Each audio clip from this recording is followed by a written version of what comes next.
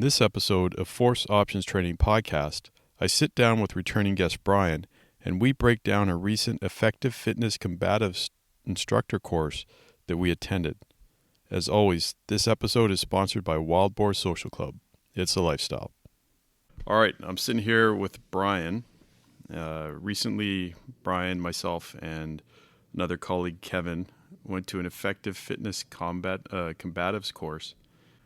And as what we do after attending these courses, we always have to create a after-action report for our bosses. And so we got together, went through it, and Bryan wrote it up, and that's what we're going to talk about today. So just quickly, the EFC course that we went was a level 1 course, and our instructors on the day were Doug Brahman and Dylan Royce. Bryan, I'm going to pass it to you. Well, thanks for having me, Eric. Thanks for coming back. Returning to the podcast. Appreciate it. I'll just go quickly with a couple things that, or at least that I came away with, that I could immediately talk about would be, first of all, something that I haven't seen at any other combatives or instructor course that I've gone to were the lunchtime rolls. I love them.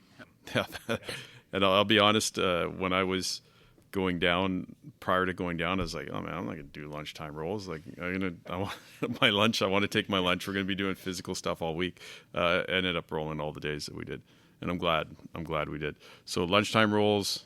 And I would also say overall, the techniques, a lot of the techniques that we learned there, were plug and play. So ones that we could already easily add in what we have done since returning, added into our curriculum, shall I say, or what we teach anyways. So thoughts? Yeah, overall, I too enjoyed the lunchtime rolls. Kind of had the same idea coming into it where I kind of want to take my lunch, but they were pretty good about letting us, having a little extra time to shower or, eat on the go if we didn't have time to eat. But usually, 30 to 45 minutes of rolling is good enough, and then a quick shower and quick bite before we get back on the mats.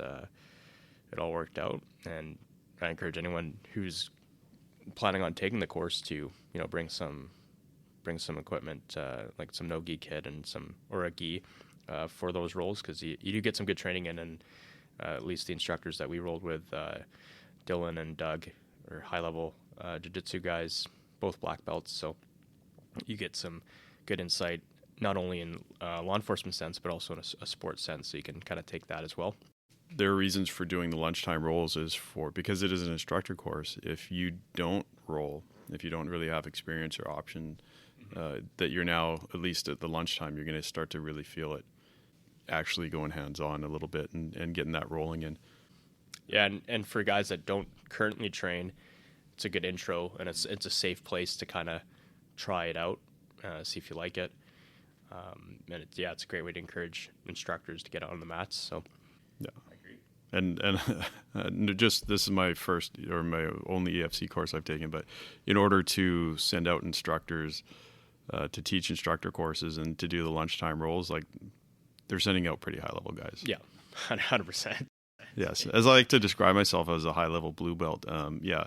They kind of toyed with me a little bit, but at the same time, it's good because anytime you have the opportunity to roll with somebody that's that, what shall I say? That caliber. Yeah, that caliber, like you said, it's a safe place to roll. They're not going to do anything crazy, and you're just going to benefit and learn from it. Yeah, and the first day as well, it started with a half day of PowerPoint, which usually it's like, it's PowerPoint, but some of the concepts that they went over, even in the PowerPoint, I thought were pretty powerful. They went over a couple principles like awareness, mobility, distance management, angles, and improvising, and all of those things we do. All of those things that are things that we do without thinking about it, but actually putting a name, to a lot of the concepts that we, maintaining mobility. Like that's something that we always preach, but we don't necessarily say, hey, stay mobile. but actually putting a name to that and pointing out improvising, for example, like that's a huge one. Yeah, that was a big that was a big one for me because again, that's something that we do, but we don't often label it. And I think labeling it tells the person and the people, especially if you don't have a lot of experience or background with grappling or fighting in that sense, that hey, yeah, like we're gonna improvise, and you do improvise, like they do it all the time. We just don't always label it. And yes, the EFC I found was very concept driven, which I think really makes it a little bit easier for people with a limited grappling skill or limited combative skill to kind of start catching on to. Yeah, I agree. And the focus was throughout the course on concepts. Of course, they did show techniques, specific techniques. However, the overall messaging was, this is a concept. So if it doesn't work out exactly how we're drilling the technique, understand what the concept of the move is. So what are we trying to achieve? And there's many different ways that we can go about that. So for someone that's not as physically literate, or they don't do jiu-jitsu or do martial art, it's a little bit easier to understand the end goal, and there's many different ways to get there. So I think saying understanding the end goal is a good way to describe it. So let's get into, I guess let's get into some of the techniques that we liked. Some of them were new. Some of them we'd seen similar variations of before. Yeah, let's get into that. So first of all, let's go through some of your after action. You identified some techniques here. Yeah, well, starting off with a very basic one was just a simple concept of punch defense. It was more of a concept in a sense where you close the distance while essentially covering your head. However, afterwards, the concept was to create an advantageous position, create an angle. So whether that would be obtaining an underhook or obtaining a body lock, we repped that a couple times in different ways, and that concept was great. I loved it. I know of police academies that teach parrying and trying to block punches. It's really difficult to, even high level boxers have still get punched in the face, right? So as simple as just covering up, creating, closing the distance, and then getting an underhook or getting a body lock. That's something for policing where many people can do. If you've got a sporting background or you're athletic, it's not incredibly difficult to do. I also see that they also had their 4 C's, right? Which again, if you can't remember the exact technique that they did, if you can remember, you recall the 4 C's and you can just improvise. Right. You make it, you use those C's and make it work for you. Mm-hmm. I'll also say one thing that they do a good job of is the way they, again, I'll use the term labeling, is the way they label certain things. Like when they're on the back, how they call it shelving, and when they talk about grabbing legs and bundling and stuff like that. Again, that all goes into just, if I can't remember the exact technique, it can prompt me, oh yeah, bundle, okay, legs, yeah, bundle, okay, so I'm grabbing the legs, shelving, oh yeah, okay, I'm on the back now. This is where I'm going to be. So I thought they did a very good job at that. Yeah, we also went over a 2-on-1, also known as a Russian or Russian tie, some people call it, depending on the positioning. I loved it. We do something similar with an escort grip, but the 2-on-1 it's just a little bit tighter, and head placement's slightly different to what we do with an escort grip.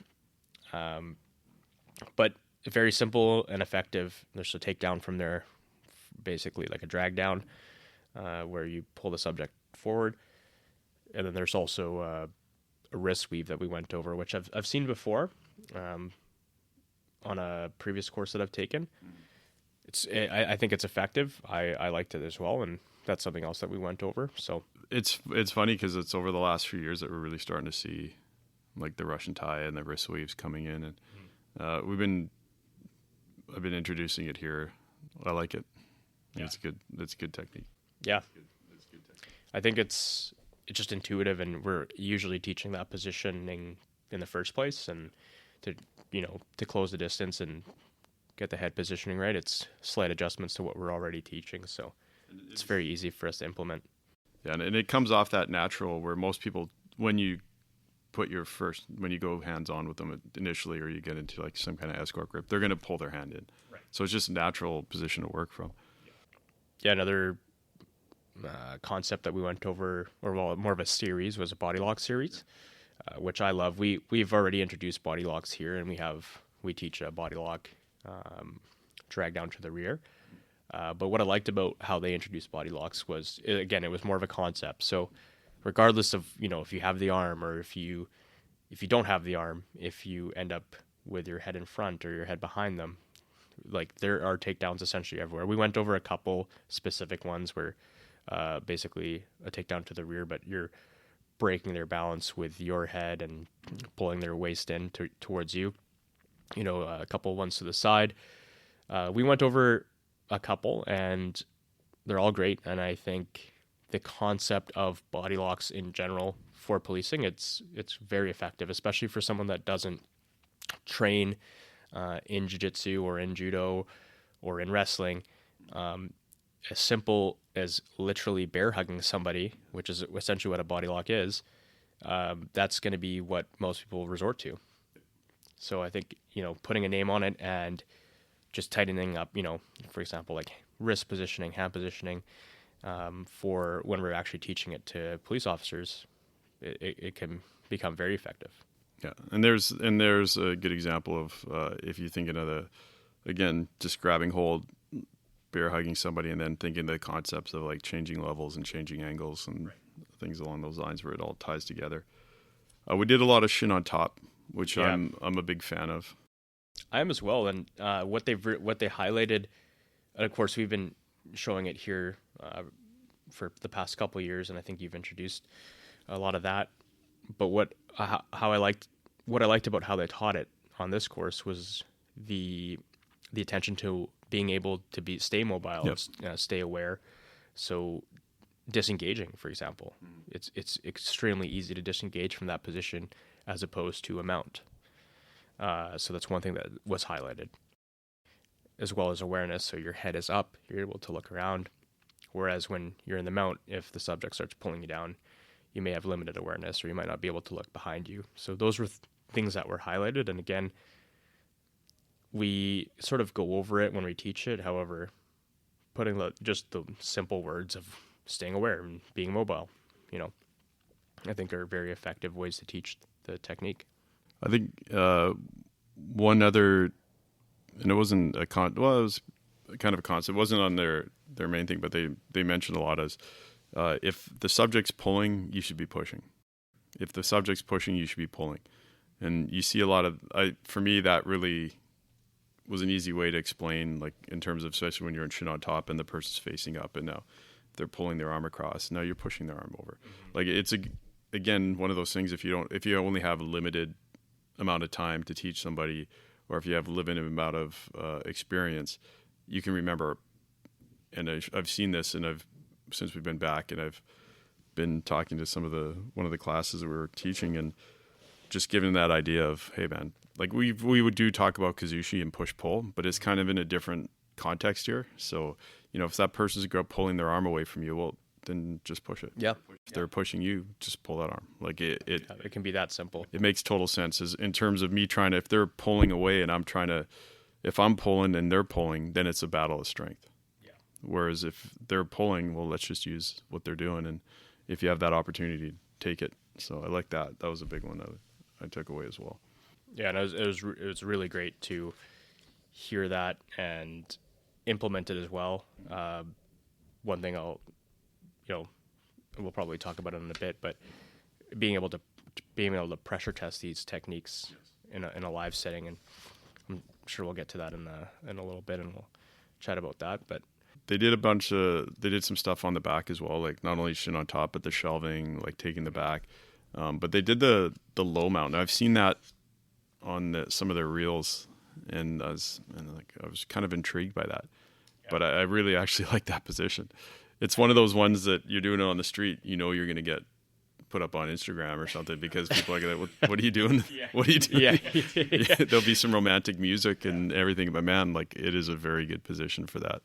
It's very effective, and when you do it physically, like, it's one thing to watch it and you look at it and it looks probably effective when you're watching it, but when you actually feel it for yourself and try the positioning, you realize how mobile you are. Like, it's crazy how different that position is from just a regular back mount or a regular mount. Like, it's you feel like you're almost doing a completely different move. Yeah, and that was one. When that person was out of position, that was one of my go-tos, and we just learned it. I would find myself naturally rolling into that, and then and I won't get too much into it, but like when they were doing the arm extraction from that position, just the idea of keep not reaching for the hand and just keeping your arms at that elbow, and then holding that, and then once they do the push-up, taking it from there, it actually worked really well. And I like the concept as well, as we're not chasing arms. Yes. We're essentially reacting to what they give us. So if, they go to push up, like, they're putting their arm out for us, we're not going to chase that arm, but as it comes to us, like, we'll grab that arm and extract it. And that's a great, and in a way, the simple concept of we're not chasing arms essentially is reinforcing balance for the member, right? And we're not having to explain that, but if they're not reaching arms, they're going to maintain their balance. Yeah, I agree. Like, I found even on these shin on top, and they do a lot of head pinning to the ground, which I liked. At first I was like, haven't seen that. But when you do it, I'm like, actually, I really like that. It also helps maintain your balance in that position. Mm-hmm. Yeah, you're essentially basing off of their head, but it also keeps them on the ground, and it prevents them from being able to bridge and to start moving their body or shrimp out. Yeah, it's quite effective. So we did some breakdowns from the building, like from the house, and they're very wrestling based, but I really like them. I actually, like, they're the only ones I'm going to teach now from that position. Yeah. We did have opportunity to work with a pretty high level wrestler, like, here at work one day, and he did some stuff from there, and like, I find these ones that we did were very easy to do, and like, even under pressure, and quite effective. So yeah, I really like the specifically the tight waist ankle pick. That one, I felt like you could just easily get into it, and being able to maintain that ankle pick as you come back into shin on top. I really like that detail as well, because now they can't build back up onto all fours, which is it can be a problem if you're actually in a fight and the guy keeps getting back up. So how can we reduce that? I like that detail. Yeah, and it's very easy to implement too. So and just to get into that position, and they do the pinning of the back leg as well, which I like. We did the arm extractions. We did some arm extractions with the again, the idea of the lateral head displacement. So of moving the head to make him weaker to help get the arm out. Now, I know, and I've seen this, because even this goes back to like in judo, they do the same, where you can pop the head off to the side. The one thing I find, and I know at some police academies, and I've seen it at a police academy where they teach it, where you're laying on the person's back and you do that.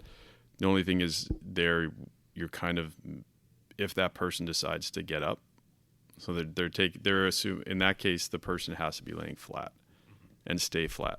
But in reality, people don't stay flat. It's quite dynamic.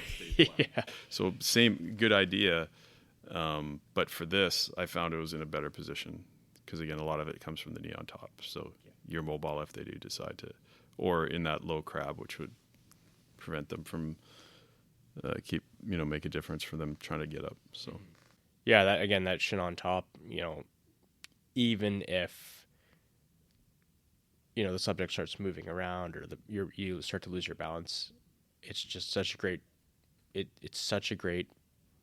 position, because it's so easy to disengage and get out.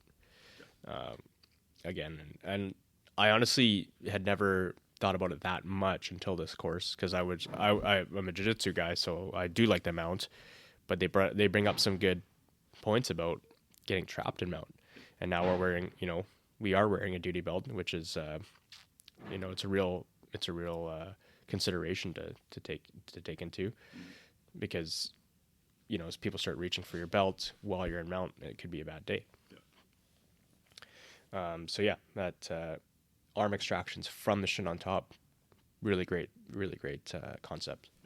We did some leg control. So they do a kind of a version of a figure four, which I really liked. It was, even having it done to me, I found that like my legs were controlled, but it wasn't putting a ton of pressure on my knees, and my knees aren't great. So, but I will say, out of everything, the one thing that was like that kind of aha or oh shit, well I haven't been doing this before was that heel control one. Yeah, it's so simple. It's crazy simple, and it's crazy effective. And it does not look effective at all. No. When if you look at someone doing that, you're like, what is that doing? But if you feel it, it's crazy effective. And it's so simple. Yeah, so you'll have to either catch a reel or go on an EFC course to learn that one. Yeah. Can't give all the secrets away here. Yeah, there's a couple ones, but top secrets. You'll be like, when you see it, you'll know. It's like, really? I haven't been, that. But I've been showing people that. It's like, oh, well, that's too easy. There's a couple, I think about a day of weapon retention, either a weapon retention and a weapon defense. But what I really liked was the weapon retention. They had this acronym: core, uppercut, twist, but crazy effective as well, and very simple to do. Yeah, the cut. I will say one thing, and this was kind of what intrigued me, like looking from the outside in to EFC in terms of trying to get on one of those courses, and it's one of the justifications we use as well to get approved to go, is they do a lot of not just weapon disarmament or retention. It's also when you should be introducing and maybe not be introducing a weapon into the fight. So I did like the cut. Thought it was quite easy one to remember. Again, giving these little, the acronyms to help you remember that. Even if you can't remember the exact thing, it's easy to just remember, oh yeah, this is what I should be doing, my 4 steps. We did some pressure testing with the subject having a weapon or trying to access a weapon or trying to go for your weapon. Yeah, and that's a great point. Like, again, one of the things that we went over was the concept of stapling or pinning arms, whether that be standing or on the ground. Sort of the same concept. You see that 45-degree elbow flare, and we talked about that every single day of the course. So we got quite familiar with it by the end. So as soon as you see that 45-degree elbow flare, you start pinning, start stapling, and there's one when we were pressure testing, and I had stapled the far side arm because that was where the weapon was, and then I go to pull my gun, and I didn't have control of the near side arm, and Doug comes over, hey, you've got to control that near side arm because this guy's gonna grab your gun, and I'm like, that's a great point, man. Like, I didn't even. I just went for my gun because this guy has a weapon, but now I'm inducing a gun into the mix, and I don't have full control of the guy, right? So there's attention to detail from the instructors as well that I found with that example, and I thought that concept of the 45-degree elbow flare was awesome. Yep, yeah, because it's something that we kind of talk about, we recognize, but again, it's that labeling. We maybe don't always label it, and it's easier when you can add a label to it. Right. And now that's essentially what we refer to it as in our training now. Yep. And as always, because again, we're not, other than our sponsor, Wild Boar Social Club, we're not sponsored by anybody. We have to give a fair and unbiased account of what we did. If there was the one takeaway or something that we weren't crazy about, was probably just the handcuffing itself. Yeah, I thought the handcuffing was essentially the messaging to me that I took away from it was just get them on. Yeah. But the technique that they showed, it did not work for me. Not as well as what we teach or what we currently have with just simply like the twist lock or wrist lock. The cuffing wasn't great. However, the one takeaway from the cuffing I liked was stand with your feet together as opposed to feet apart. And that's the second time I've seen that. I saw that when we did that GST, the level 2 course done. They did that at, like, the standing, the legs together. That was the first time we saw it. And now seeing that again, I think there's some merit to it. I think it's something worth trying. In fact, I want to get some guys out there and start trying it and see what. Because nothing like, again, it's just we're so used to habit or what's been passed down or what we've always been doing, and we just sometimes you just got to challenge your what's been going on. And it's true because you tell somebody to spread their legs and or open their legs, and then they will do it to the point that they're comfortable. As opposed when you have their legs together, then it's pretty obvious. And and I mean, I like, for all the time that I've had on the road, I've always got people like, if I were searching them or whatever to get, have their legs.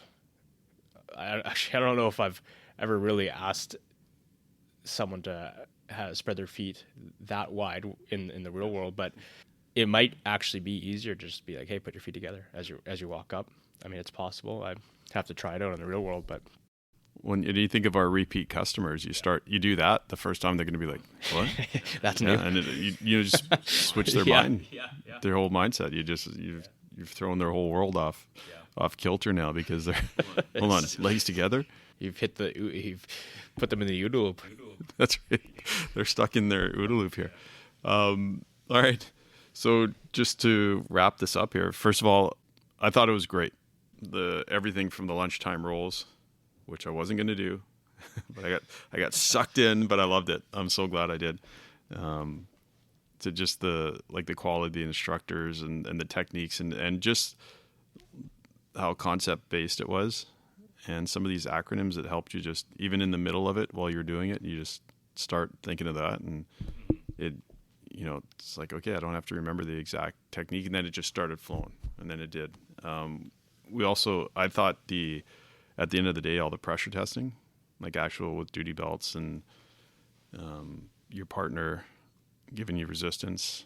Like a high level of resistance. Yeah. Some gave more, some went a little higher. Some went a little higher than others. There's always that concept of, hey, you want to give you some resistance, but let's not go crazy. Let's keep it realistic as well. We've got a few more days of this, so I really like that. And we've, in fact, you started doing that with the last class that we had rolling through here. Yeah, and the feedback was that we never do this, and it's great. The feedback from the recruits that we tried it out on, and I think there is some merit to trying the techniques with full kit, duty belts and carriers on, and if that's how we're going to do it on the road, that's how we should be training at it. And another big takeaway from this course that I loved and that I've adopted myself is throughout the whole course, every technique that we were shown, the preface was always, this is a way, not the way to do it. That was huge, because you always have that person come up to you and be like, hey, what if this guy is 300 pounds, or what if he's like 6'5", or what if he's stronger than me? Like, yes, there's always a what if. Yes. This is just a way to do it, but it's not the only way. And there may not be a way for that specific type. Maybe you disengage, or maybe we try something else. And, that along with an improvisation, it's a really good way to think about use of force and control. Well, and especially from a department side, or if you're an instructor side, like we have an established curriculum, like our main techniques that we teach, but then when we go away for these courses, that's when the plug and play. Some things we've gotten rid of, some things we've added, but every time we do something like this, now we've already started implementing parts of the UFC course, and it was easy to implement. Like, it wasn't difficult. They, like, even with the when we were pressure testing, and then sometimes they'd throw you in a partner. So for us, because of our size of our department, we do a lot of partner stuff, but there's a lot of departments that don't do a lot of partner work. And then again, the communication and going that, I found myself rolling in on one of the pressure tests at like the last day when we were cycling through, and then running in, and coming up, and the person's got certain control, and now we're going to have to roll the person over, and then adapting something that we usually do for a turnover, and then turning it, talking the person through it, and then we ended up utilizing it, both techniques, like stuffing that I've already done that we do here, and then stuff from the course that we just learned. That was another, I guess the other thing is they do some partner stuff as well. So like we do partner stuff, but I know, having worked for a previous agency where we didn't do a lot of partner stuff, and it's a different dynamic. For sure, yeah, it definitely changes the game, and there's a lot more communication needed. And I do love how it's, like you said, plug and play. You just these concepts are broad enough for us to be able to implement it into our current curriculum, and which we've been doing, and even now, again, using some of those labels, like the bundling and the shelving, and again, I like the just labeling we improvise. That's part of our use of force, because you just get that if you're new and you're still going through this, and this is new to you and you're starting to learn, it's like, hey, you can improvise, make it work for you. You're gonna have to. Yeah, it's not always gonna be pretty, and it's gonna look, it's very rarely gonna look like how you've trained it in the gym. So I would say 100% take the course. I 100% agree. Yeah, it's definitely worth it. Yeah. So that's 2 thumbs up. Well, 3 thumbs up. I know Kevin gave it a thumbs up as well. But yeah, definitely worth the time. I would, 2026 is coming up. I would definitely look into taking that. And again, big shout out to Doug and Royce. They did a great job. Very experienced, and really enjoyed our time there. All right. Big shout out again to our sponsor, Wild Boar Social Club. It's a lifestyle.